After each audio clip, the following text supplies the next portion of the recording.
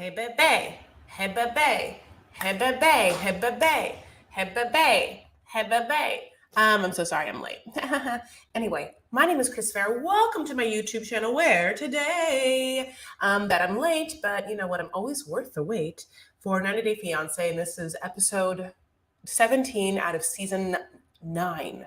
9 seasons of only this, 90 Day Fiancé, regular old, you know, beginning of the vine kind of route where all the other branches have spun off, honey. And we're in multiple seasons of the branches. The branches have branches. So, having said all that, thank you so much for joining me. I'm sorry I'm a little late, but I'm very happy that you are here. Thank you so much for spending any time with me and coming to this room, liking, commenting, subscribing, whatever has to happen for you to like make your presence known. I feel it. I appreciate it. So, this is it. We got to this episode. Can you believe it? I mean, I can't. It's been so long of watching this show. And like, we saw the tell-alls, just like, and I do think at this point, every drama is manufactured. Like, we know that people are going to get married. And, like, it's just at this point, seeing what they're wearing and talking about it in that kind of way. So I watched the whole episode, and then I went back and made notes. So half of me feels like I could be missing something huge. But here's the thing. I get to have you all with me too. Brittany, hello. Yay, caught alive. I'm so happy you're here. Thank you so much. I really been appreciating it. We've all been chatting.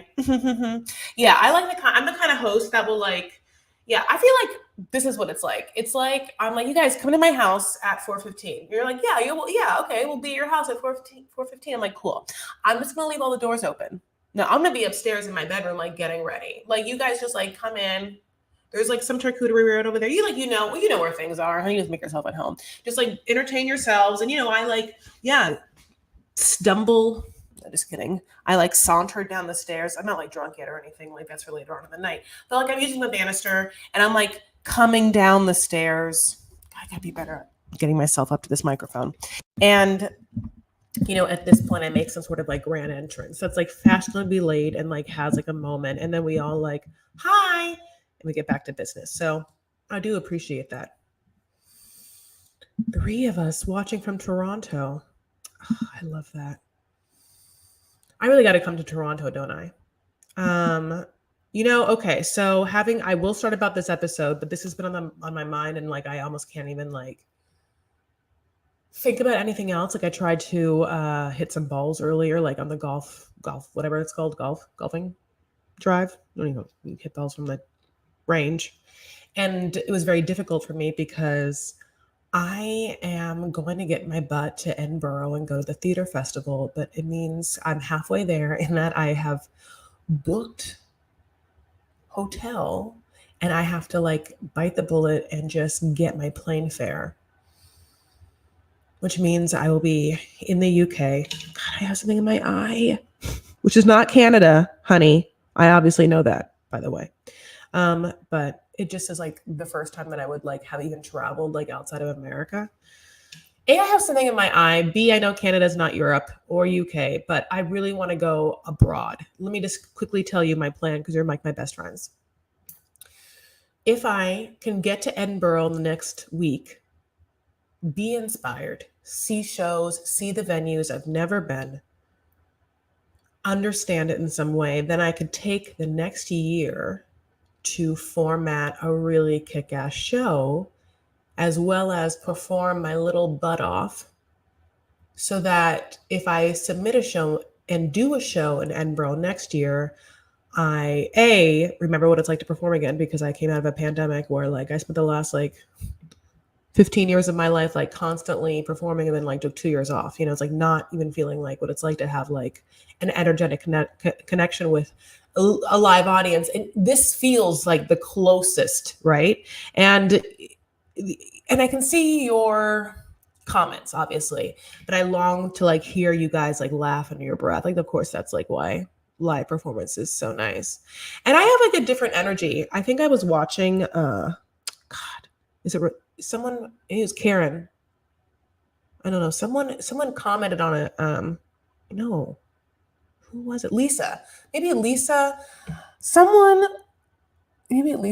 commented on an old like stand-up video I had done like pre-pandemic, and I was just like, oh yeah, and I rewatched it, and it's a really messy set. I have it up on my YouTube channel. It's at the Improv. I'm wearing this like Sam Kinison style like jacket, and believe me, I'm not like, oh my god, that set was so good, but I really just watched it and was like, oh my god, I miss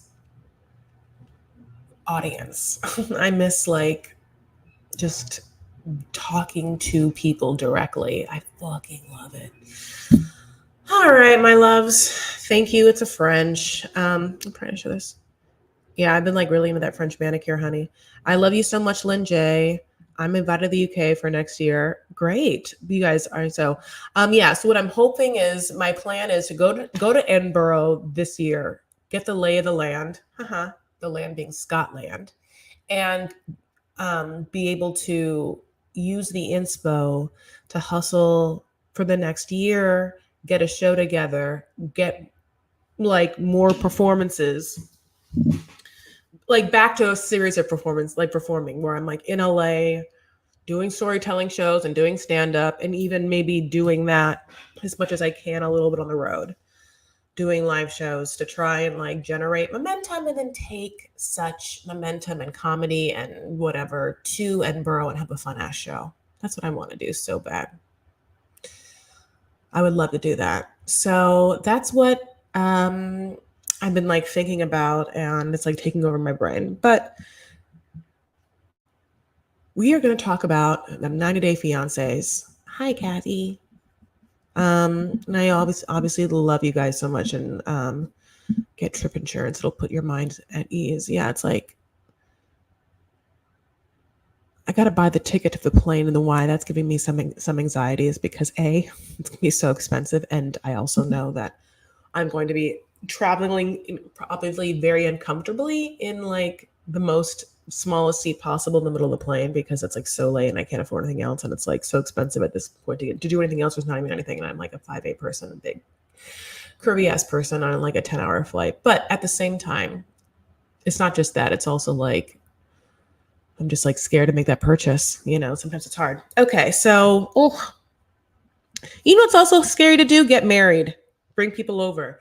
But here's the thing: without any risk comes no reward. Sometimes the scariest things ever require getting over the fear, just jumping, and also coupled with a lot of work, and not being afraid of the work and or failing. So if you can get past not being afraid of work, not being afraid to fail, and the fear, well, I guess that's the fear, and whatever, the best things can happen to you. Because it's like it takes those two things in a formula to have like the magic compound of serious moments and accomplishments in your life that like propel you forward.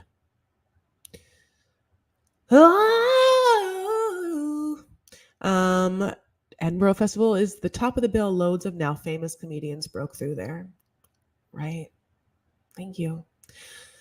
For my loves, like, yeah, Fleabag was a one-person show that started there. And, there's a lot of like, I feel like I should go. Like, there are things in my life that have happened that like point to this being something that could be really good for me.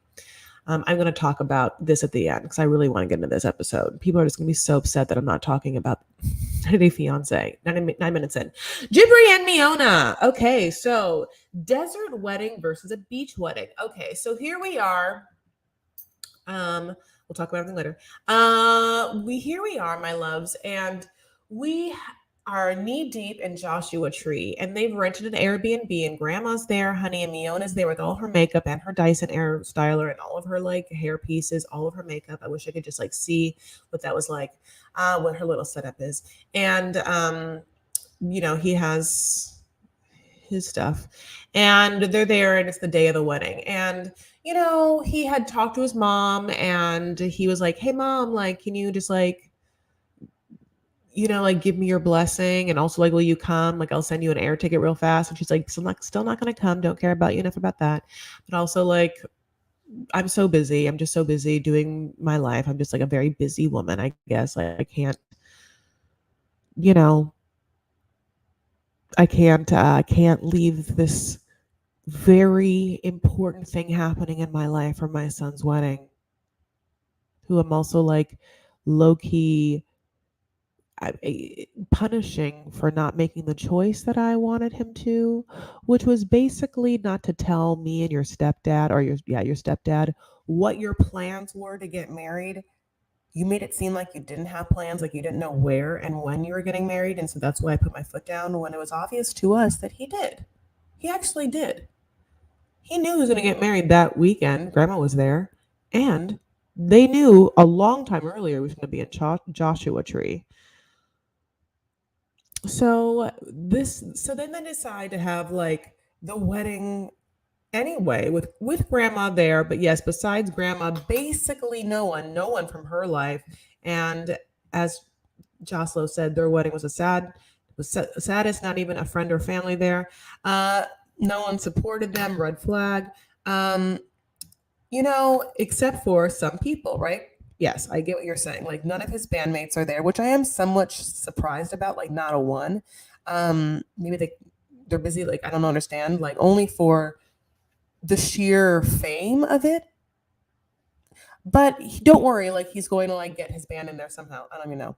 But we also learned that Miona, having given up the beach wedding, has not given up everything. She has made that compromise, but what she really wants is an arch to frame them in this wedding. Now, it's a really beautiful site. They obviously have an Airbnb with like a backyard area that's just picturesque, and the vista is specifically like desert mountains picturesqueness. Now, it's not a beach. It is sandy. It's like dunes with a little like dry brush and like stuff. And the water is just like miles and miles away. I think this is gorgeous. And I also love desert vibes. Like it's an elevated desert. So it must feel very interesting. Like on the body,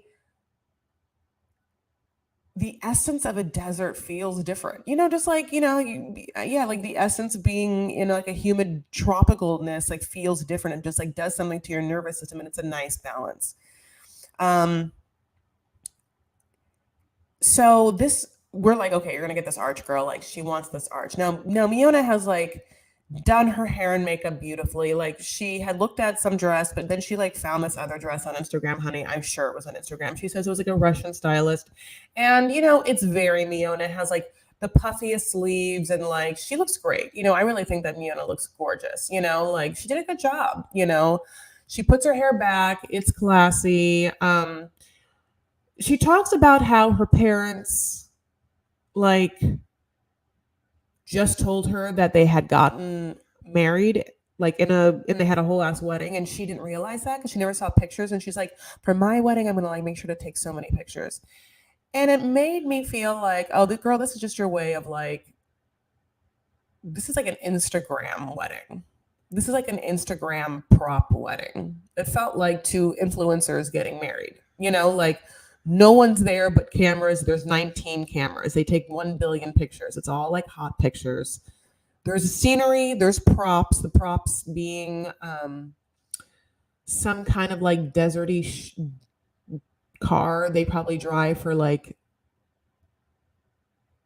10 feet, get out of. You know what I'm saying? Like, it makes me feel like this wedding isn't an actual wedding, So, having said that, they look great. Okay, so the drama that we're supposed to have in this moment, because there's no drama to be had. Basically, these people are like obviously already married or whatever, and no one's there. But the drama they want to give us is that their friend, and I put down Igor, but I think it's not Eeyore, but it's like Igor. I like it's like one of those. God bless.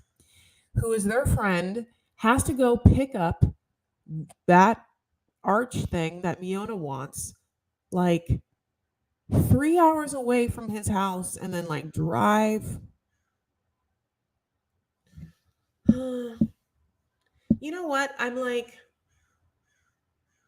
I don't understand what's wrong with me and Mike. Sometimes this mic is very hard to deal with. Like, I just wish I could just like be certain, this, I'm trying with this mic. My God. Okay. So, basically, my loves, Igor is a very nice person who is rushing through on the 10, bringing some arc that Miona wants so bad. And like, he's not there. He was supposed to be there. They can't wait any longer for some reason, because of an arbitrary reason, because no one else is there. Like, they have a scene where the grandma's like, well, you can't wait. You can't wait. The sun's going down. I'm like, well, it's only like 2:15. Like, I bet you have like 4 more hours, kind of, right? Like, let's just say 3. And at the same time, like, how long is this ceremony? It's like nothing. So like, they didn't even have to get married today. Like, all of this is fake. Anyway, so my God, they take their pictures, and their pictures are very intense. It's like the girl taking their pictures, like, okay, now like kiss her face there, and like touch him there, and like, he is very happy to see her, and he definitely, thinks that she's incredibly hot. Okay. And I'm going to tell you this: out of all the vows that we saw today, I by far liked theirs the most. Oh, by far. Had like personal vows, and what they both said to each other was great. Um so having said that, let me go back. So then Igor gets there, my love, and Igor comes, and he is a lovely, like, deaf Serbian Kramer gentleman that like stumbles out of the car and I'm doing this, like, his hair, my loves, is like this whole,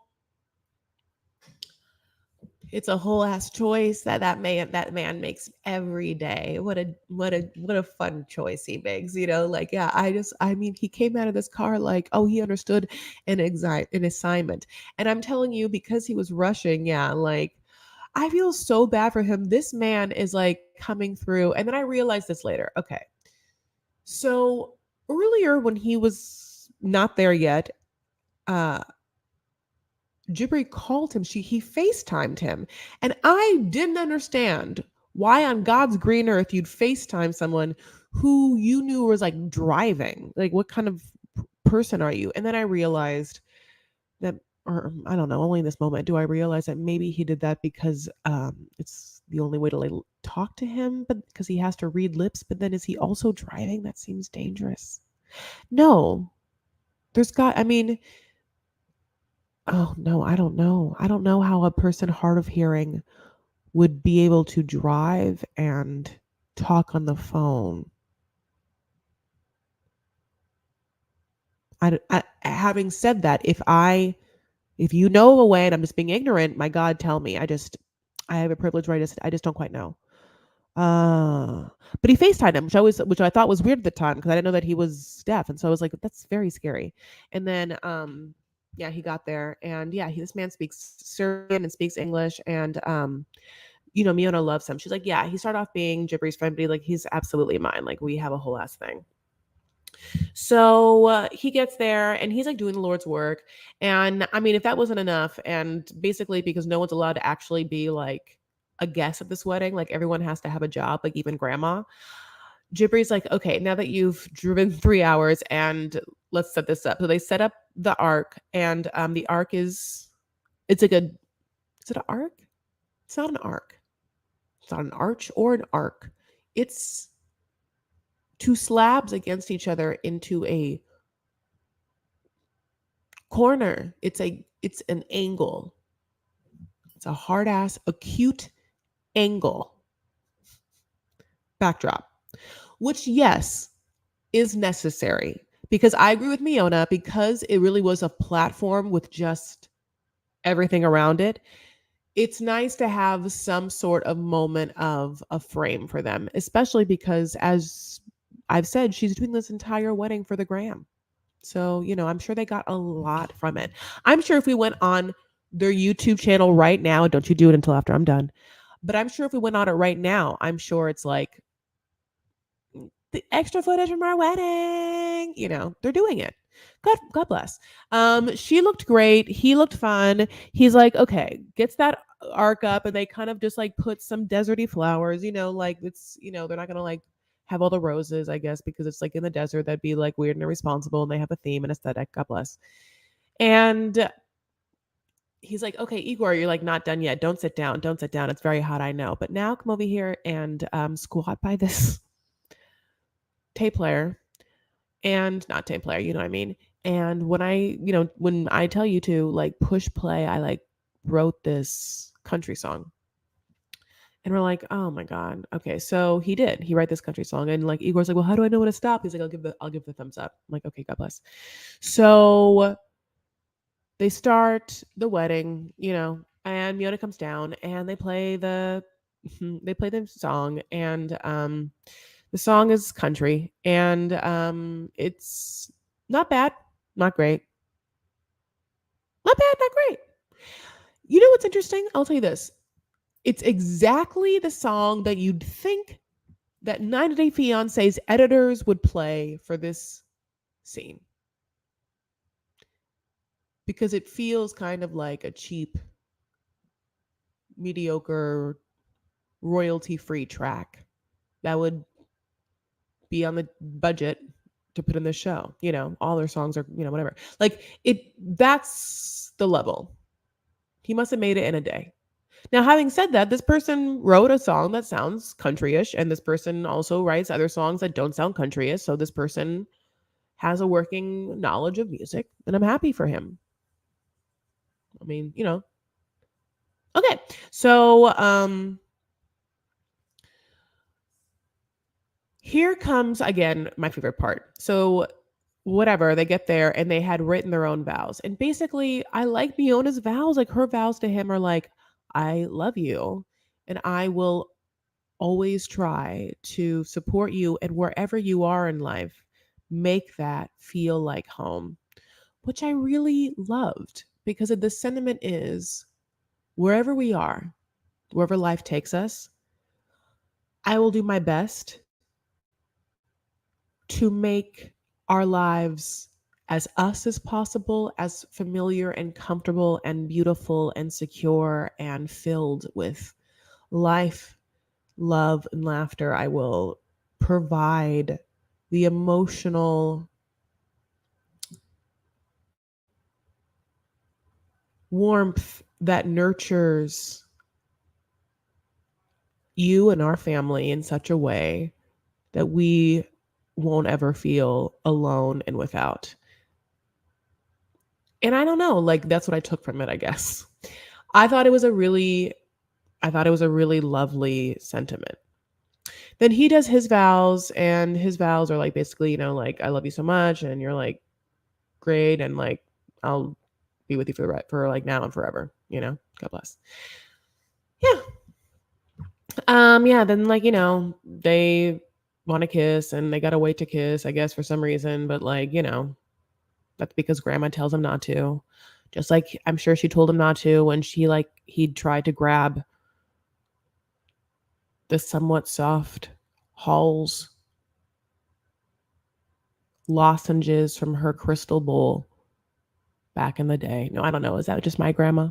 My grandma always had like some candy, but mixed with old lozenges, like cough drops in like the crystal candy bowls and like living rooms and stuff. And I would try and steal it and thinking like, oh, maybe it's fresh. And then I would put it in my mouth and I would just like chew on what I know I shouldn't be able to just softly chew on.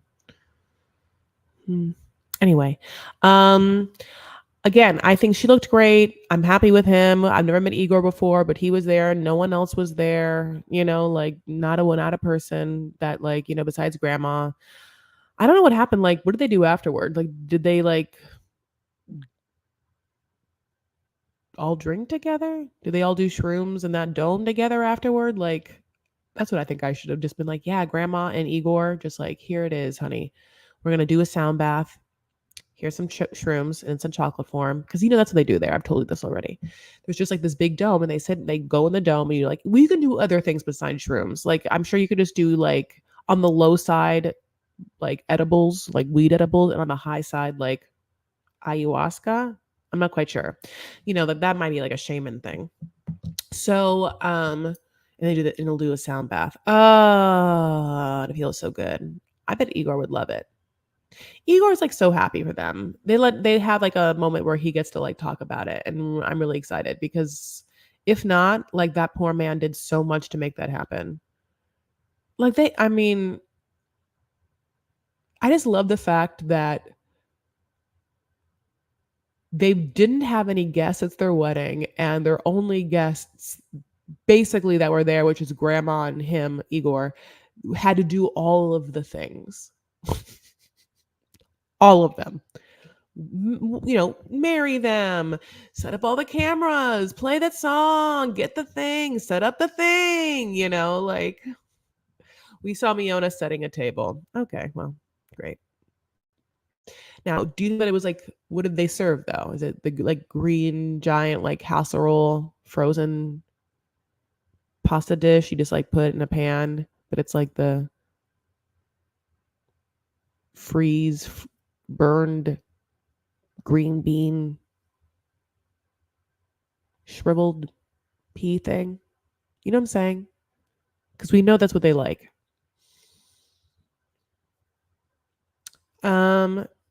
His hair reminds me of Bride of Frankenstein. I just kept saying Kramer. I mean, his like energy was also Kramer because he like came out of that car like, I'm here. I mean, I was like, okay. Okay. But you know what? God bless. That's them. It's interesting. I bet they would love to have been on Happily Ever After. And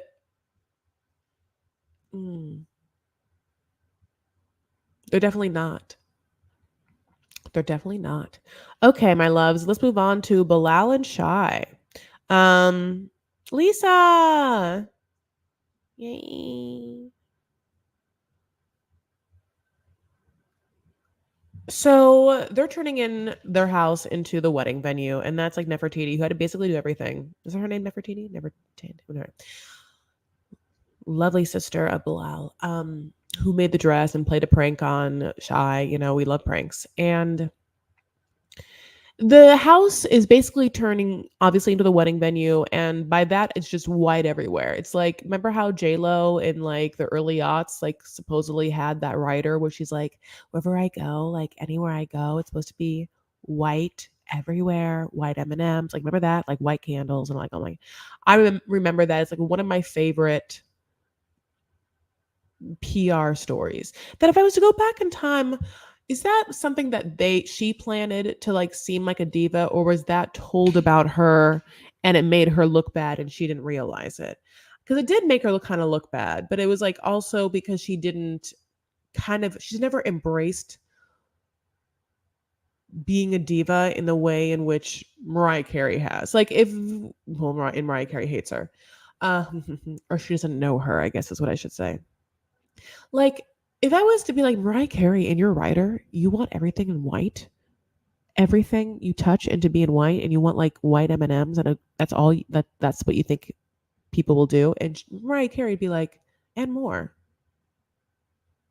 And I'd like the thermostat set at a 74. And I'm not to be looked in the eye. And I want constant white noise playing. It can be anything. I want Barbie gravity blankets. I want a shaman there. You could, God bless. Shaman's on the mind.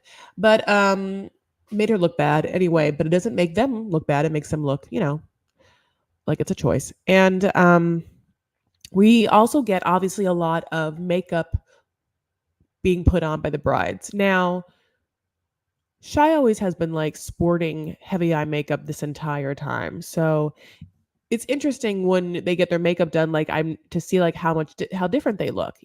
She actually doesn't look that different with her makeup. I'm gonna say something. I don't think that Shy's makeup was the best. I don't think it was bad, but I don't think that it looked significantly different and or better than what we've been seeing this entire time, which is being done by her. Or if it's not even being done by her, then whoever was doing her whole makeup was better this time than this wedding person. This wedding person's like, okay. And she's like, I want you to do my eyebrows. She's like a sculpted. It's like, yeah. And her eyebrows were like, okay. They weren't like, like her eyeliner was a little thick for my taste and a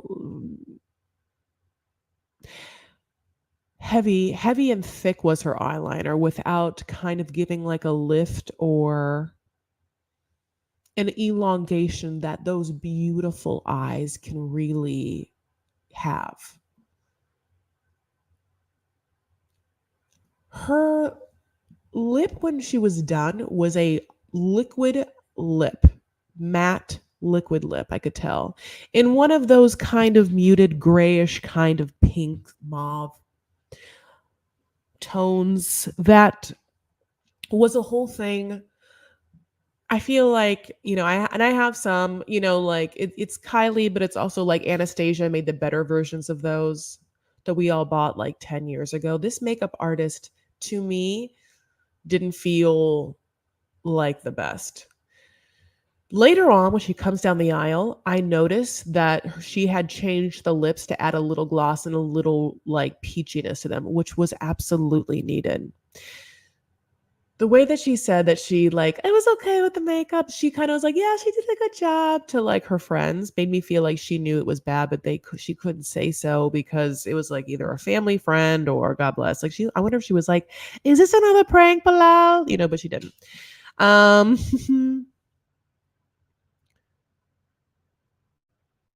so they sign the prenup, blah blah blah blah blue. The wedding starts and it starts in such a really beautiful way. His kids and their whole family really try and sell us on the fact that they're a positive, great couple to take us into happily ever after because it's a double-edged sword being on this show. Because in order to get more contracts from TLC, you have to be dramatic, you have to have drama in your coupledom and be like somewhat controversial and spark dialogue while still not being super problematic and toxic to the point that your audience will be completely turned off, right? Which is why I think they haven't aired an Angela season in a minute. They love Angela, but they know she is toxic and problematic, right? But she's like a bread and butter character of this franchise, like Danielle. So they'll always have them, but they know they are not always palatable. So they pick and choose when to I think air them. Having said that, it's revealed that Shy and Bilal are now going to be on Happily Ever After, the one that's going to just happen. But they probably knew that very early on. And so this episode now is to kind of be like, wash away every problematic thing that happened because, she's really great for my dad and my dad is like a happier person. And we're like, okay, God bless. The daughter sings a beautiful song to start the ceremony. I really like the song. I was really happy about it. She comes down the stairs, wearing really, really thick eyeliner that like doesn't really do the best for her, elongates her eye, kind of makes smaller looking for some way, which is crazy. But she gets there, she's wearing her beautiful dress. I love the person putting on this officiant, who I'm sure has like a different title. The officiant is a very warm and charming officiant and does that thing where the officiant, if it's a wedding of a certain kind of, if it's a traditional wedding and this officiant knows it's being put on TV where not everyone might be super accustomed to the traditions, will kind of like warmly talk you through it. Like, okay, so this is what happens here. So in our, not so casually, but like, this is the part where we do this and we do this because of this. And then this is why we're doing it. So we're going to do it. And specifically, they ask each one of the bride and the groom, if they want to enter this union, if they take the other to be their betrothed 3 times. And I like that because 1 time you can kind of say it, and 2 time you have the momentum of have to saying it again. But having to say yes a 3rd time, is very like it's a choice. Third time's a charm, it's a choice. One of my favorite soul cycle instructors, his name is David, in West Hollywood. He would always ask a question, like what the question is, like, are you gonna, like, are we gonna turn it up and turn the resistance up? Are you afraid? Are you going to overcome the challenges? And you would have to be like, yes, but he wouldn't want you to say it once. You'd have to say yes, yes, so it's like not just like yes, it's like yes, yes. So anyway, God bless. Um, so I think it's a really beautiful tradition. So they get to shy and they're like, will you lay down your life and do whatever this man wants for the rest of your life? She's like, I do. I do. Well, can this man play pranks on you and like do whatever he wants in the name of like being the head of the household and like trying to like teach you something when as if he knows anything more than you for the rest of your life? I do. And are you really wanting to be like in a situation with his ex-wife who has like not a lot of respect for you and probably thinks for the rest of the time that she like runs shit because she has his two kids, and like when you start to have children, it's gonna A mean something to you and B probably cause more friction. Are you gonna deal with that? She's like, I do, yes. And that is their happily ever after story. And then I'm predicting it now. So then Bilal does the same. I do, I do, I do. Now this is an LOL part. So then the sister at the end like recounts in her confessional all of the drama or problems throughout their season as if honey she was privy to the production meeting that like lined out their storyline. She's like, well, they got through everything. That time when he picked her up from the airport and he brought her to the house that was our old family house and played a prank on her, and then when I saw them and they didn't seem that happy at the car, and then the whole prenup thing was, remember that? Yeah, I remember that. And he talked to all the people and she talked to all the people, and then the baby thing, how like she wants that baby, he doesn't like, they got all through that. Remember the dress that I made for her? That was like last episode. Anyway, they got through all of that and now they're happily ever after. Did I do it? you know, that's what it felt like.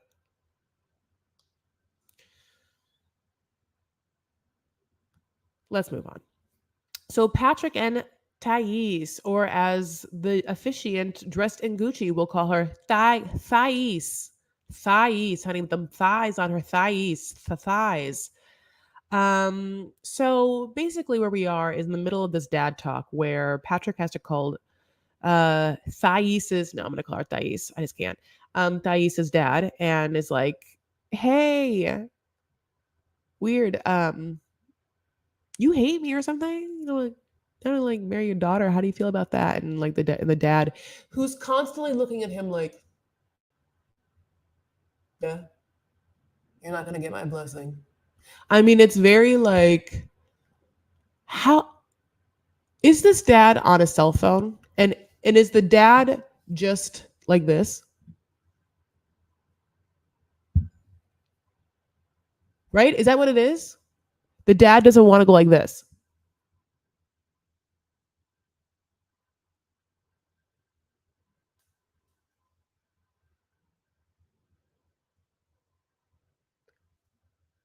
That's what we're seeing, right? Like just it's like an angle thing of like where he's holding his phone. It is all nostrils. Yeah, super OG, all nostrils. He looks like he's a mafia, like some sort of Brazilian mafia. Um, Thais had the best dress. I agree. We're gonna get to it. So the dad's like, no, I'm not gonna give you my blessing. And Patrick's like, okay, but let me just tell you, I love your daughter. I have like love you love her. I love her so much. I love her so much. I'll take care of her. I love her. Like, and I'll like make it up to you. And we'll visit Brazil every year. The dad's like, why can't you just marry someone around you? And why can't you just marry someone around me so she can be around me? I can't like protect her over there. Patrick then kind of like acquiesces and kind of says that he feels like maybe he didn't do enough to get the dad on his side, which makes me feel like yeah, he just kept going to Brazil and taking her out or whatever, and didn't do his due diligence of thinking of how it looked to her dad and wanting her dad to respect him early on. The dad is like, we only saw each other like 4 or 5 times, and what his demeanor, like Patrick's demeanor, maybe wasn't as confident and as secure and as respectful as probably the dad would have appreciated. Was, I'm sure, someone to go up and be like, face to face contact, strong handshakes, but also like a demureness, a submissiveness to the dad. There's like certain things that should have probably happened in such a way to make the dad feel comfortable. But maybe Patrick was just like always like honk honk out out the house, and like Thais ran there, and the dad's just like, this one, you know. After this phone call, though, it's kind of like, yeah, Thais is gonna marry you, like now, like okay, or whatever, because the dad's basically like, whatever she wants to do, she's a grown ass woman. I'm like, oh, okay, is she? Um, but we still have to have this like, will she or won't she? Maybe she won't show up situation, which I think is dumb and fake, just like everything else. Like I get it. Like they just don't know how to. There's only, I guess, there's only two ways to approach day of wedding drama if nothing is actually happening. Either problems with the wedding where they don't have something broke down, it's raining, like was one of the service people, like a caterer or a florist, isn't doing their due diligence, or the wedding planner isn't this, or there's like, that's one way to like either have something happen or manufacture, or one person might leave, or one person has a secret, or one person wants to run away, or one person's family isn't happy. It's like we're trying to, I guess, have attention be paid in a roller coaster style way up until vows, but to have that happen, it's like really contrived.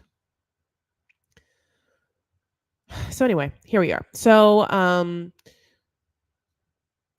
we also get Thais's like beauty makeover for her wedding, which is a nice lady doing her hair, which I think this woman did Thais very well. And she's like, Thais, like, we're gonna do this. Like, what do you want? And Thais, like, doesn't really know exactly, again, wedding style hairstyles and like updos and like formal styles, I mean, is difficult for me. And we've talked about this. And she's like, well, we have to have like some volume here. You want to have like a poof here and stuff like that. And I was like, yeah, you need that poof, which is always why you have to like tease it. What a nightmare. Or I don't know, like just put a bunch of like, I've been wearing my hair, not like right now, but like, so I just got my hair done, even though it's really super blended. I almost don't even see it, but I did get my hair done yesterday. Basically, you have to like tease your hair. But one way I've been having volume is I started to like use way more mousse and just letting it air dry and then scrunch it with the mousse in, and it's really helped me. So Thais puts on her dress, and honey, it's gorgeous. And is it Ramsterdam? Someone, or I'm so sorry, someone said it was the most beautiful dress, and it really is. It is this really simple, elegant, sexy, youthful, impeccable dress that I think that seeing it at any time later in your life, you will be like happy with. You know what I'm saying? Like years from now, Thais will see this picture from this outfit, and I hope that she's married to Patrick, because I actually do like them as a couple. At the end of the day, I think that she's gonna be like, "Damn, I did it. It still looks good. I still, yeah." Anyway, Betsy doing the Lord work, honey, in Vanity Fair. What did you post? Something that I was like, I gotta talk about. I'm gonna go right now.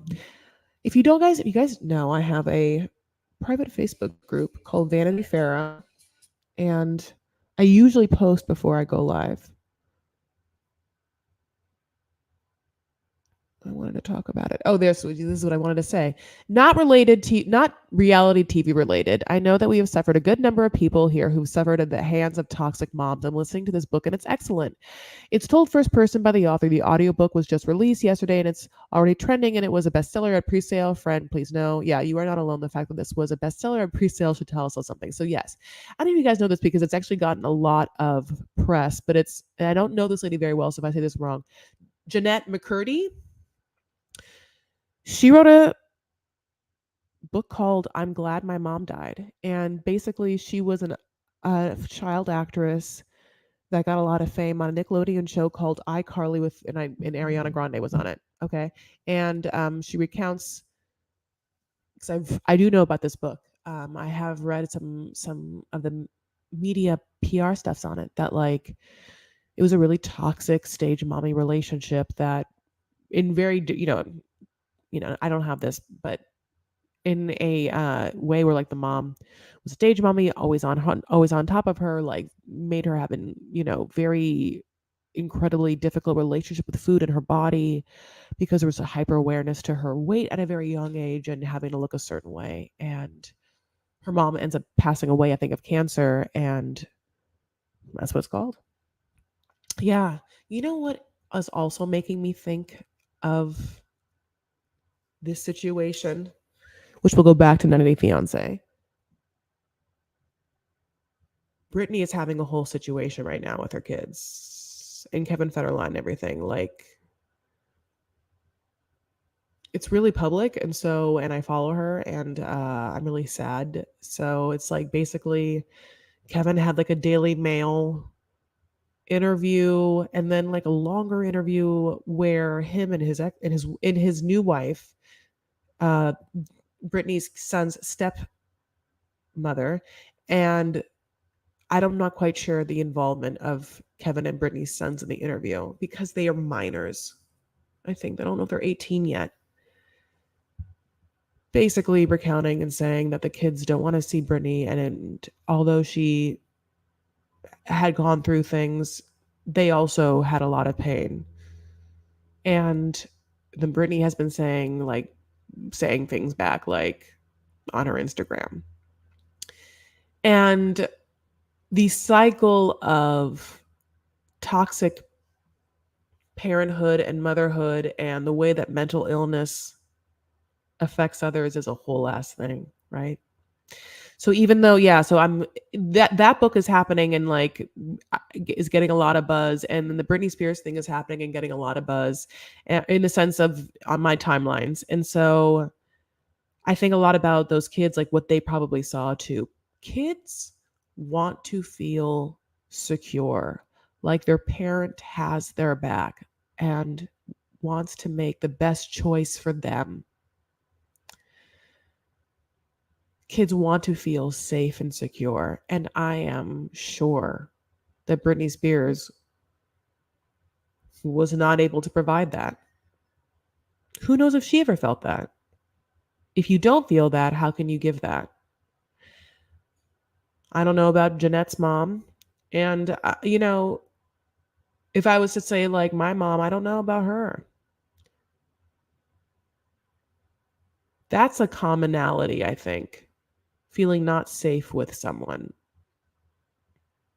When you don't feel safe with your own parent, when you're a kid, if those feelings are hard to understand because those are also the people around you. And so it sometimes takes a lot of like adulting and understanding and or therapy and or whatever it is to understand that you were not feeling safe. But at the same time, I completely agree. Kevin Federline is a garbage of a human being who has never worked and is taking this opportunity. He probably got paid a lot from Daily Mail to do this. I mean, horrible. And like airing his kids' situations. There's no way his kids went to him and was like, Dad, we really want to like go to the Daily Mail and tell everyone how we don't want to see mom. That didn't happen. Those kids I feel like they want to be as normal as possible. And if they were feeling some type of way, I can understand why, but I doubt very much they were like, we can't wait to tell the world. So it's very yucky. I think with this Jeanette McCready, people are giving her situation or giving her shit because of the name of the book, but at the same time, this is her truth. That person's dead. I don't know what to tell you. This is the daughter of that person. I mean, everyone's allowed to say whatever they're allowed to say. I mean, if that's a person's truth, I mean, I don't know what to tell you. It's a fucked up situation. But I got to get back to Patrick and Thais. We at this point at the wedding see Thais's family members that are FaceTiming in. So Thais's mom is not part of that. We see like a grandma, we see the dad, very much the dad's watching, not happy, no little tear. Before the wedding, I'm so sorry, I forgot to talk about my favorite person and yours, John. Now, John loves his brother so much. And they have that other friend there, the one that like I'm sure is like helped them all bury strippers in Vegas, the desert of Vegas. John just was like he's my favorite person. He deserves like the world. He like I know how much it hates him that the dad won't give him his blessing. Like he can't imagine it. He just feels like his brother is such a good guy and like.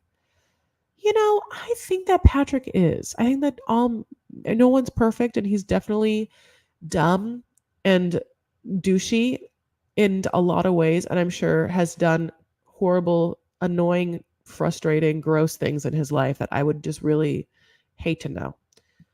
But in this moment, I will tell you, it certainly feels like he loves Thais and wants to do right by her and do the best for her. And has demonstrated those choices up until this point, and also been somewhat candid with his own struggles in his life. I don't mind him. I really don't. If you were to tell me like which person who kind of displays similar aspects of masculinity that quote unquote could be considered toxic, Bilal and Patrick, who would you? Oh, Lisa said it.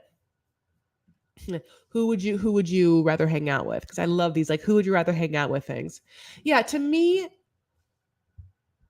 Patrick has made choices that are subjectively problematic and or toxic. But here's the thing: everyone walking this world, God's green earth has. There is not one person, including me, who hasn't made choices that are quote unquote can be considered toxic, especially to other people.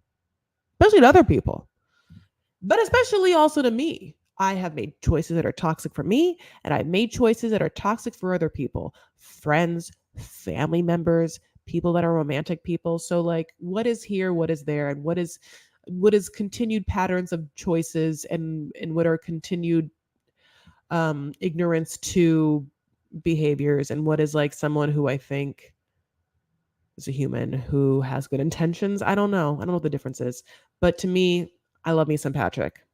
I mean, I like me some Patrick, and I love me some John. So I'm at the wedding. They're getting married by their friend, honey, Gucci mobster. Gucci mobster honey is doing the wedding. It's a Gucci mobster, honey. I don't know what to tell you. This man, it's very sunny outside. He's wearing sunglasses. I don't know what's underneath the sunglasses, but I'm assuming it's something that he knows we don't want to see, that it's better this way for everyone. And that's sometimes the case. Sometimes men look better with sunglasses. Sometimes men look better with hats. Gino. However, I mean, that's what he thinks, Yeah, some men look better with hats, and they know it. They look so much younger with like a beanie or a hat on, and then suddenly when they take it off, hairlines really age you, and it's sad. Should I bring it up, or is it okay? Because as obviously females, we are judged so incredibly intensely on every aspect of our looks that for me to bring up the fact that hairlines can be problematic for men is like, yeah, of course. Anyway, um, I do love her dress again. She's there. All of his family's there. The sister, it's been some time. The eye looks better. You know, they had weird vows. They wrote their vows. I don't know. Or her vows were like said to her by Gucci Mobster. He was like, okay, here comes your vows. Your vows, Thais. Thais. Thais. Do you take over and over Thais with a hard th sound? Thais. Do you take Patrick to be your husband, and will you always support him in every endeavor and always like take his side and like be there for him? It was like kind of her vows. She's like, yes, me, Thais, will always be there for my, like, it was a weird thing. And then to me, I'm like, is this what was just give did this did Gucci Mobster pick these vows out? Or honey, did she like write vows and then like they translated them in such a way and then no one was like, okay, like do some other things. His vows were like, ever since I met you, I knew that my life was going to change. Wait, did he say that in his vows or did he say in the confessional? I think he said in the confessional, my loves. But you know what? I loved it.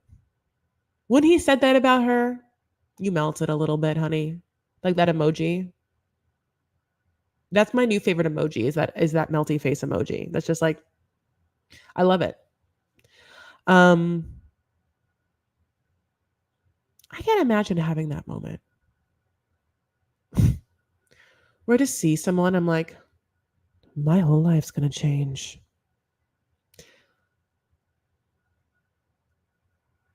It's weird because that happens and other people are like, well, you've been sitting around here for a couple years in my life. Let's see what happens. And then you just like get married to them. So I guess it's different for other people.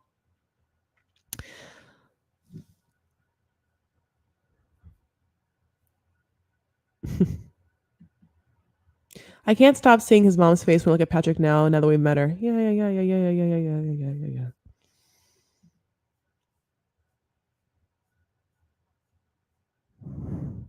Why couldn't someone tie Patrick's tie properly for him? Honey, they couldn't tie the tie.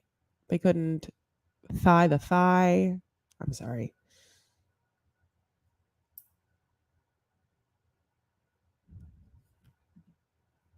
This was the only wedding with pronounced you man and wife, not husband. Yeah, it was like interesting to see all the like weddings. This wasn't my favorite. It was weird. It was a weird wedding, but at the end of the day, I'm rooting for them.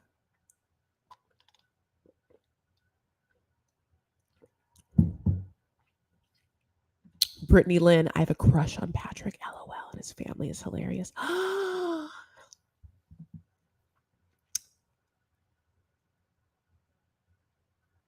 Yeah, I find both him and his brother to be charming. They have a certain charm about them.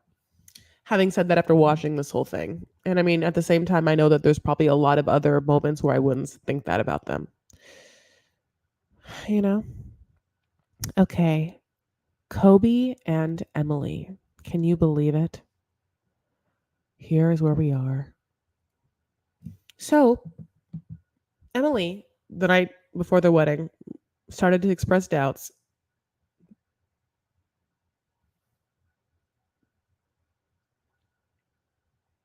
Even though that she has Kalani'd it up. I mean, she is like curly haired Kalani. You know, I guess Kalani does have curly hair. I mean, no, she like Kalani'd it up. I don't know what to tell you. She's like, yeah, knocked up. Not the time right before to be like, is this it? You've made that choice, honey. You've made your bed and you've definitely laid in it, rolled around with it without protection with Kobe over and over again, just like in your dad's house, honey, where he was sleeping, possibly like snoring, if not holding, a stuffed animal very close next to your mom, right above you. Anyway, so in the next morning, she's like, I was really emotional, so I'm gonna call Kobe. And so she just calls Kobe, and like they edit it so that he takes a lot of pauses, but it's basically like him being like, I love you. And she's like, great, I love you too. Let's get married. I mean, it's so dumb, it's so fake. So like you go to Kobe's room, temperature's there, and his other friend, Honey, and then like he comes out, there's Bilal wearing all white, he's wearing a white and black tuxedo kind of like jacket thing. So and his friends are there, and one of his friends had like been there the day he left Cameroon. So like now that he's like on his wedding day, it's like a full circle moment. It's very exciting. And then Emily's dad comes in, and they have a very nice conversation that is very crying fest. Supposedly, like, okay, so this is what's a little confusing. Kobe had written her the dad a letter being like, I'm gonna like take care of Emily. I'm not gonna like ruin your whole life and your family's life by knocking up your daughter and like not doing anything, right? And then like Emily's dad's like, well, you're gonna have to like do a lot. Have to like take on the burden or whatever, because Emily's dad like is really wants to wash his hands of his daughter. And at the wedding, he realizes he's going to like he gets to finally marry his daughter off. He can't wait. And so, and Kobe's lovely and warm and knows that he loves. And I think that Emily's dad knows that Kobe loves his daughter. And so he wants to give him something. And so he hands him something like the way that you hand like a maitre d. Well, actually, no. When you hand it like a maitre d, like you palm him a 20, I guess. It's like that. He kind of like palms him or like gives him something, or it's like a little bit of like a drug deal kind of thing. It's like this thing where we can't see what it is. It's it looks small. It could be rolled up money, it could be a check, or it could be some sort of sentimental thing, like one of those like watch things where you go like that. It has like a thing. I mean, I don't know what that man gave that man. What was it? It's a check, right? He says he wants to give him something from the heart that like means a lot or something. And he's like, it feels like he's doing it to help him. What the hell? It's money, or I don't understand what it'd be. A mini vibrator.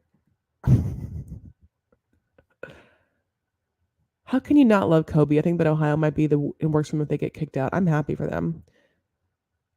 Someone say a condom. Can you imagine? A padlock to. We're not supposed to know, right? A gold coin. We all don't know what it is, right? Keys to a new house. I mean, like, right? Like, we never talk about it again. There's a whole other scene after this wedding, and I'm like, oh, we don't get to know what that is. I thought it would be an heirloom. Yeah, it's like what? Yeah, it. But it's a small thing, right? Because it's like two cufflinks. Men like a ring. What have men like? What are something that's like that tiny that you could like give someone in their hand that'd be worth a lot? That honey, remember that $1 billion Mega Millions that just happened? Can you imagine just someone palming you that $1 billion Mega Millions ticket? Where you know what? Was it Ohio? I think someone won. No, someone won it either in Illinois or Ohio or Iowa. One of those places. It could be something bigger, and this was just a red herring from production. I think the value is symbolic rather than financial. Okay, let me ask you this. Now, when he gives it to Kobe, Kobe breaks down. I mean, Kobe loses his shit over it. Okay? Loses his shit. Which makes me feel like in this moment, Kobe knows what it is. Like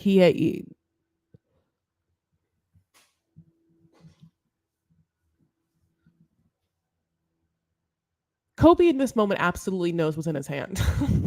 Like he's either seen it before or knows of it. They told him about it, or it's cash and he can feel it, or it's a check and he's like, listen, if we're in the days of writing checks, it's like there's a couple of zeros on it. Kobe cries, honey, like he really is getting a home. Like it's really like Kobe cries as if it's keys to a home. Then we get the like prank on us where we're supposed to believe that Kobe is so overwhelmed with emotion and gratitude and also feeling super shitty that he's not telling the truth about the fact that Emily's pregnant, that he like is just going to come clean. So he's like, I have something to tell you. I've been sitting on it for a long time. We're like, and he's like, I so admire you and you're my favorite. Thank you so much. We're like, ugh. Anyway, let's get to this wedding. I don't know where the venue is, honey. It feels like a garage, but it's like a religious space. I don't know. I don't like it. It feels like it's a garage. It's very gray. It's very industrial, but I get that there are some like religious communities that meet in such places, like being so. Like they're like, yeah, I think of like white new age or non-denominational Christian rooms where they like put a cross in what looked like it was used to be a public storage. Honey, I don't know. It's a warehouse. There's like fake white chipped wood behind them. It's horrible looking. I mean, it's horrible to the point where it's like, Emily, if you willy-nilly try to buy a ring for yourself for $4,000, you really could have put that money towards this wedding, because this wedding was done for nothing. However, I get it now, because you don't have any money. Your dad's like wants to like retire and you're like not making it work or happen for him. So this wedding was not the greatest. So anyway, I will tell you that Coben looked really, really cute. They have his like hair in a little ponytail, and they get married. They're very happy. They're very crying. He loves her. She loves him. They get married. Everyone's very happy. Like Emily's parents just like cannot believe that like someone married her. And the dad is like, I'm so close to not having her like on the payroll. I'm so fucking close. So 5 days later, they're eating dinner all together, and it's super cute. It feels like they're eating like very like, this is what's cute about it. They're eating like soup, and then they have the soup in a big beautiful bowl on a separate plate with looks like freshly baked crusty bread. And I was very into it. I love a soup with like some sort of greenery and like a fresh weedy bread to dip it in. It's like yummy. Oh my God, how lovely. And Coben's there and he's having a lot of fun, and they're all there. The sister's there. The sister's there, honey, with her like curly hair and her straight bangs, honey, and she has to like do those both simultaneous things, like scrunch, straight. Sorry, I get with my phone. Scrunch, straight. You know what I mean? So, every time I see straight bangs with curly hair, it's like,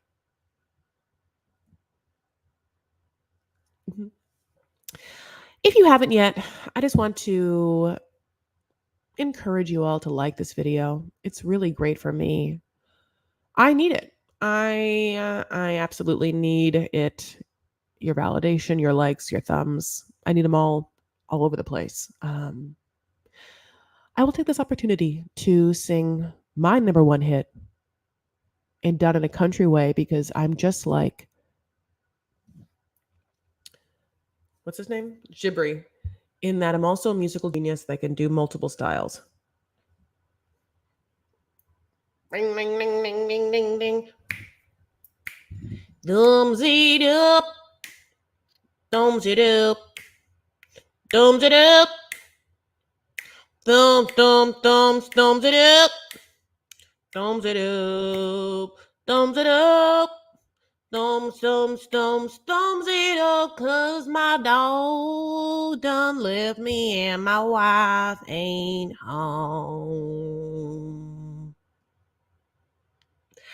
Listen, I didn't grow up listening to country music. Not at all. I grew up listening to Broadway, honey. Broadway. So I did my best. Okay. Giddy up. Thumbs it up. I love you guys.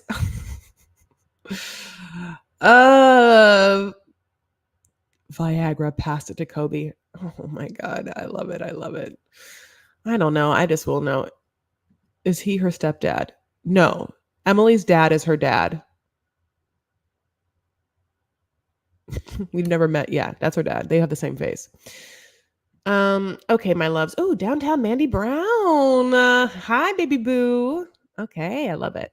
I love me some downtown Julie Brown. That brought me back.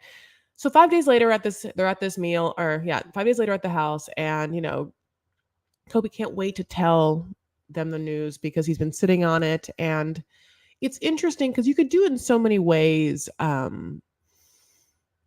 And he wants to tell me immediately afterward, and Emily's like, "Ugh," or whatever, because she's like, honestly, sometimes acts like a teenager. It's hilarious, but she's like 30, God bless.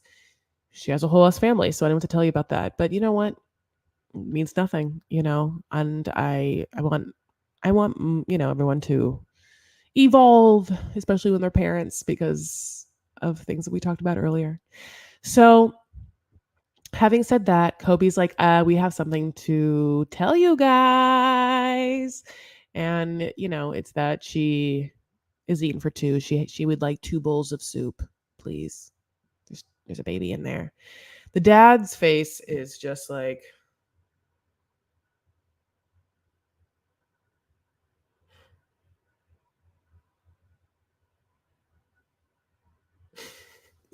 so sad. The sister's like, why is it a secret? Now, it was weird because they could have played it off like they had just found out. Like, oh my God, no, she was like, started to have some like morning sickness. And we were like, maybe it's just like the stress of the wedding being done, but then she took a pregnancy test. We just found out. But they didn't. They were kind of like, yeah, we really wanted to tell you. But Emily's like, but I didn't want to tell you after the wedding. And so the dad's like, oh my God, how long did you know? And she's like, well, I'm 10 weeks. And the dad's like, oh my God. The sister, like in her confessional, is like, I think Emily is like a spoiled brat who like literally her parents do everything for her and she doesn't know it, like, and takes everything for granted and just thinks that like money, grows on trees.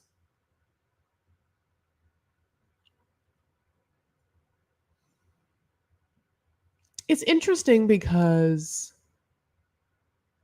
it feels like Emily and Kobe have more of a natural, authentic bridge to happily ever after? Question mark. More so than Bilal and Shy. Now they're pregnant. She's living with the parents. She's crazy.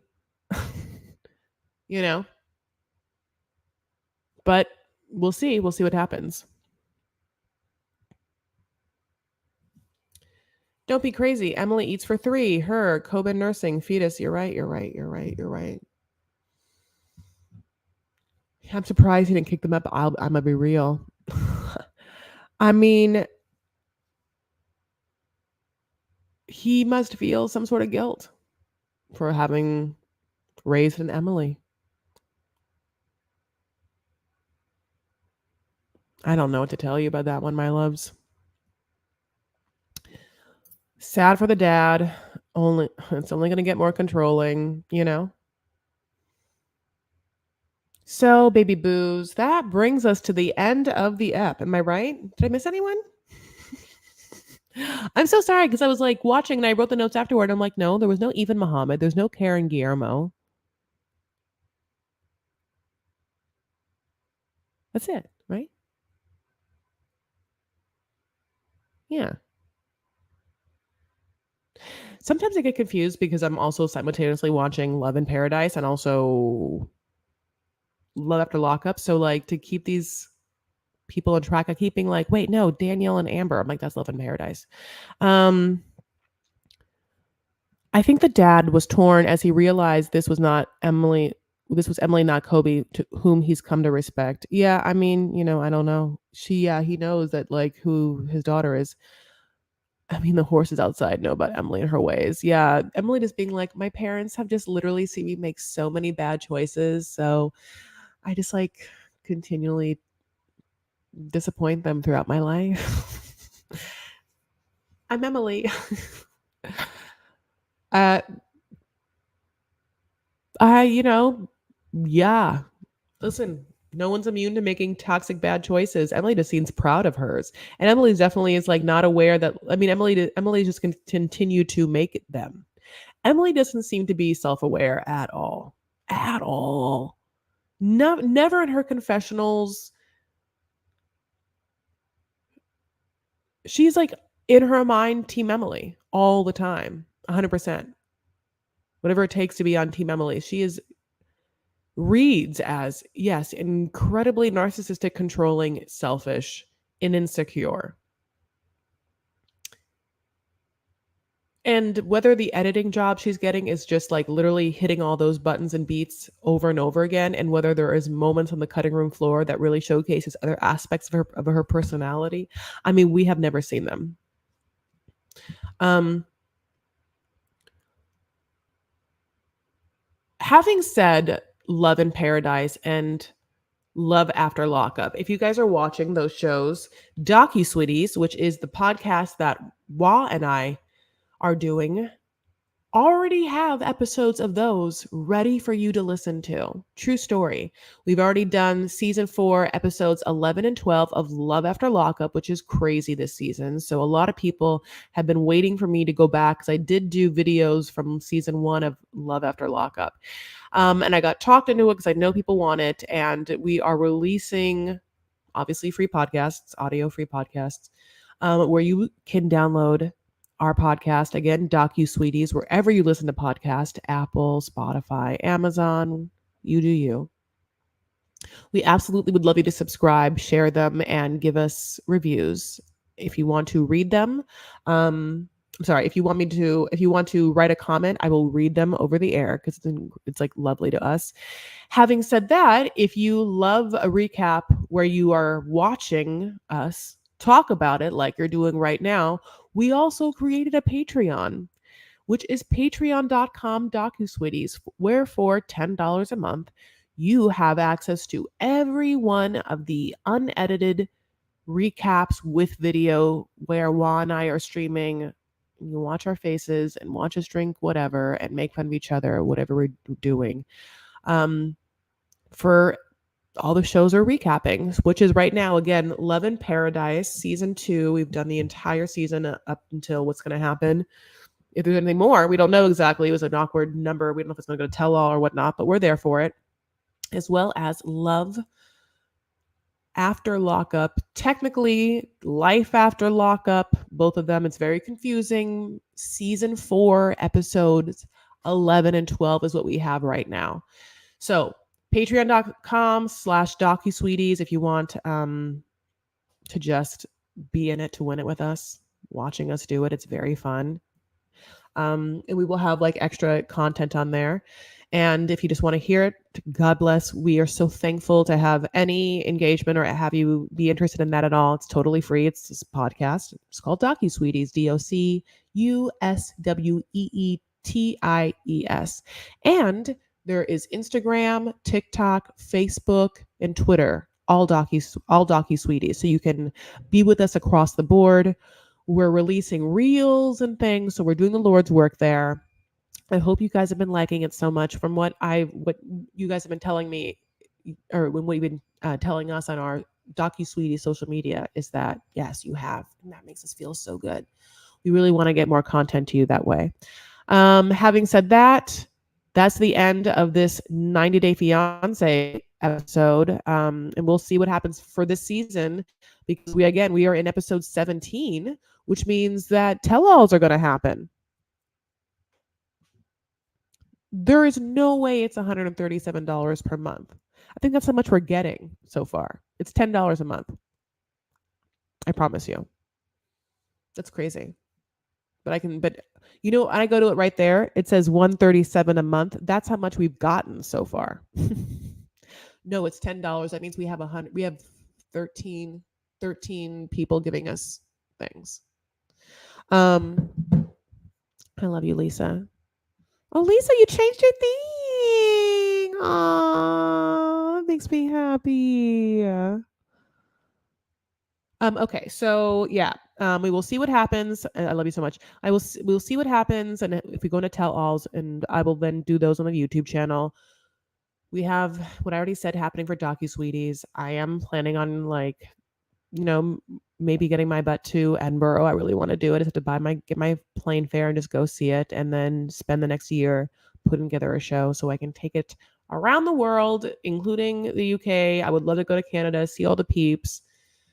Love to go to New York or San Francisco too, Chicago, the places like that. I'm really feeling good and a great vibe, and like, I'm really thankful that like to have anyone in this room and to have anyone like be on this journey with me. I really want to give you my good vibes too, and let you know that like, yeah, shits can be very, very scary when you have to make moves and you want to like bring yourself up to the next level, and just like, but know that again, with no risk comes no reward. No pain, no gain. Oh, I saw this. So, yeah, I love you so much, the harp. So this is what's up. My dad is going to have dinner in LA tomorrow, and he's leaving for Aspen early morning on Friday. I'm like mad that he made this dinner, because it just means that he's gonna be driving home like super late, and he just is like a lot on his body. He's like an older gent, and so I already have offered to drive him to his dinner in LA, drop him off, and then go hang out with my life, my apartment in LA, and I'll come back, pick him up, and drive him back to Newport so he doesn't have to do it super late. All that to say, I can't do it. I saw your DM. I feel super bad. I love you. Okay. Breathe. Oh, this is your 1 year anniversary, and now, oh my God. Sexy. What's that top? I wish I could see more. I wish I could open it. Like, I can't, I wish I could like see what that like taupe top is. It looks like almost silky. If you can, you know what I want, Lisa, if you can, like, if you could post that picture in Vanity Fair so I have the option to see it bigger, I would really appreciate it. All right. It's okay, Chris. I can't go. Okay, my loves. Let us do our due diligence by taking a breath together. And I know I'm breathing in now, but that's just to prepare for this. So that's my in breath as we release everything, and then we're going to take an actual deep breath and release everything out. So on the breath in, we're going to breathe in confidence, security, faith, and we're going to exhale fear. Okay?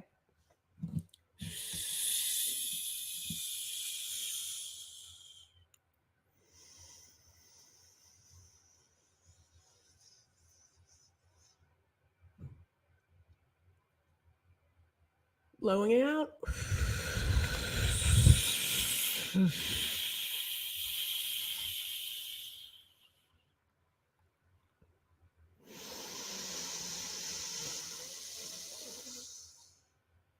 I feel a connection to feeling unsafe and insecure, especially as a child, and especially at the hands of a parent.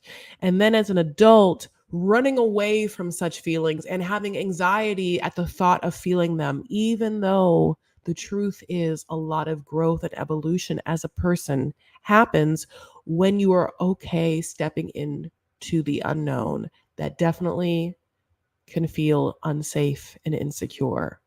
So the balance of that and finding your way through that is the work, I guess. I don't know exactly what the answer is.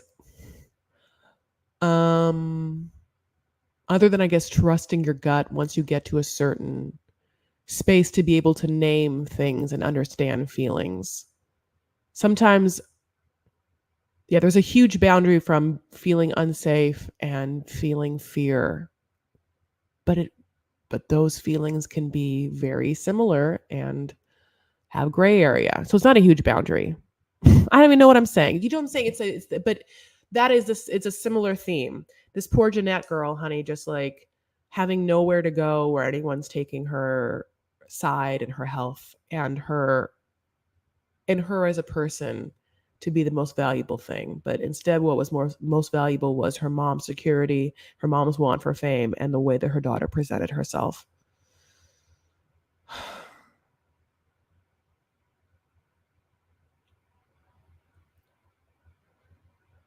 To then make those moves as an adult, I'm sure gives her a lot of anxiety, you know? I don't know it. And back to fun times. It was the 80s, turtleneck and shiny rain jacket. Oh, is that what that is? I love that rain jacket. All right, my loves. You're right. I can do it. I love you. Thank you so much. All right, my loves, that's it. You can follow me on Instagram and Twitter. I am at Chris L. Farah. The L is for let it go, let it go. Just kidding. Of course, I also have a private Facebook group that's called Vanity Farah, which you're always welcome to join and get the hot ass scoop of when I'm going to go live and whatnot. Thank you so much for everyone who's Thank you so much for everyone who has super chatted me on this platform. Those little tips mean a lot to me. I really appreciate it. That's very kind of you. If you would like to Venmo me, you're welcome to do that too. There's no L in Chris Farah. If you'd like to join Patreon, it's $10 a month, but that is definitely billed every month. So I want you to know that. That's what that is. It's just like a membership thing. Maybe you've seen them on YouTube, and even Instagram has the now memberships to subscribe for exclusive content, if you will. It's a whole thing now. But that's what it is, my loves. I wish you the best.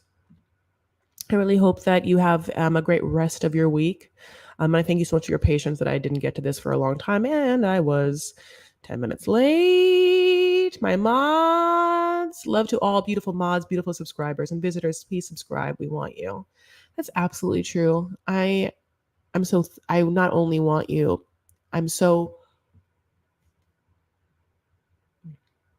blissfully aware that I have been blessed that for some reason everyone who is here and talks are all incredibly cool, nice, respectful, thoughtful, discerning, mindful, funny, intelligent, warm people. Talking about a show where a whole there's a lot. First of all, it's not even 90 Day Fiancé has a whole ass bunch of viewers that are rabid crazy people. But not even that. This whole world and internet is full of a lot of people who are lost in cycles of negativity and toxicity, and then they just feed on each other, and they just it can be really intense, right? I can't even join Facebook 90-day groups. Straight up, I can't do it. The amount of vitriol at people, I can't possibly hate or care about hating that person that much, honey. I don't hate Emily. I don't care enough to hate about that person, but those people exist. But you're not those people. For some reason, I'm so grateful that the people that come to my rooms and talk to me are all so awesome. And so that I would say probably if you are someone who is watching this video and hasn't subscribed but like to talk and or like comments, the biggest selling point I have for my YouTube channel is the subscribers there. My content exists on other platforms, but YouTube is where people talk in such a way like we're doing now that it's a full-on conversation, and for some reason everyone's awesome. It's a curated, it's curated. It's great. I don't know what to tell you. That's it. I love you guys so much. Give me all the advice you have about anything that I've talked about and your comments about this episode, this season. I really, can't thank you enough, and I will write back. I love you, love you, love you. All right. Ay, ay, ay, ay. I really want you to do what I say, and I really want myself to do what I say. So here's our little mantra and reminder. I'm also going to add to roll your shoulders back, and when you can remember, push your shoulders down and unlock your jaw. pushing your shoulders down, unlocking your jaw is like some of the little rituals you can do to ease yourself. I notice for me, I am just constantly like shoulders up. And I started to think about my shoulders and being mindful of them.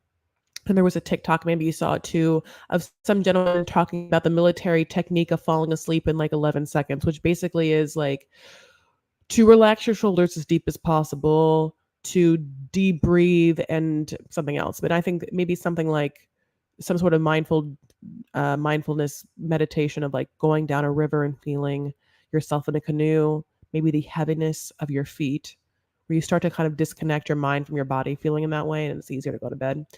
But throughout the day, if you can remember to unlock your jaw, deep breathe, and relax your shoulders, I think that, I think there's peace to be had in the mind body connection that way. So that's my little thing on top of what I'm going to say now, which we all know, which is take care of yourselves and one another, stand up for what you believe, and make art. Make them. I love you guys. Me too. I love you guys. Thank you for all of your like energy and spirit always.